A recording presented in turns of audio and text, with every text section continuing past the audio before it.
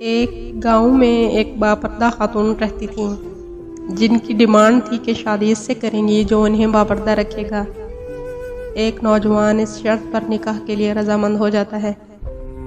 دونوں کی شادی ہو جاتی ہے۔ وقت گزرتا رہتا ہے یہاں تک کہ ایک بیٹا ہو جاتا ہے۔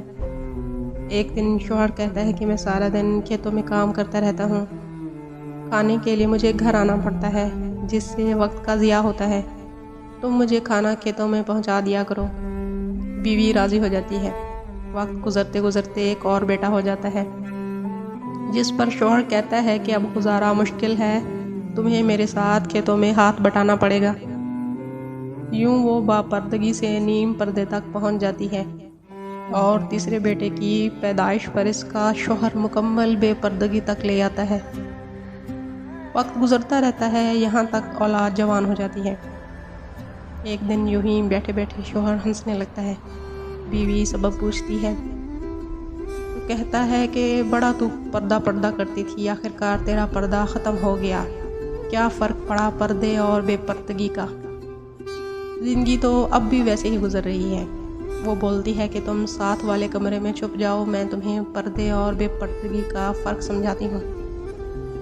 شوہر کمرے میں چھپ جاتا ہے، عورت اپنے بال بکھیرے رونا پیٹنا شروع کر دیتی ہے۔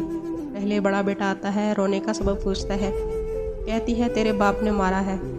بڑا بیٹا ماں کو سمجھاتا ہے کہ اگر مارا ہے تو کوئی بات نہیں، وہ آپ سے محبت بھی تو کرتے ہیں، آپ کا خیال رکھتے ہیں۔ وہ سمجھا بجھا کر چلا جاتا ہے۔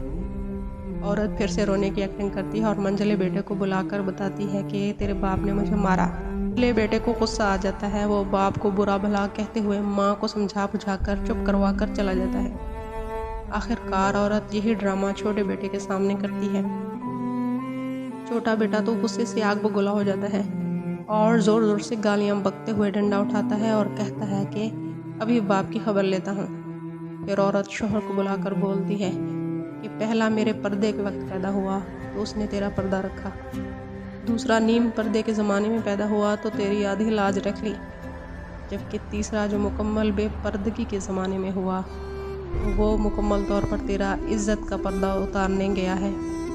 حاصل کلام، پردہ عورت کا فطری تقاضا ہے جو خالق مرد و زن کی طرف سے قاعدہ بھی ہے۔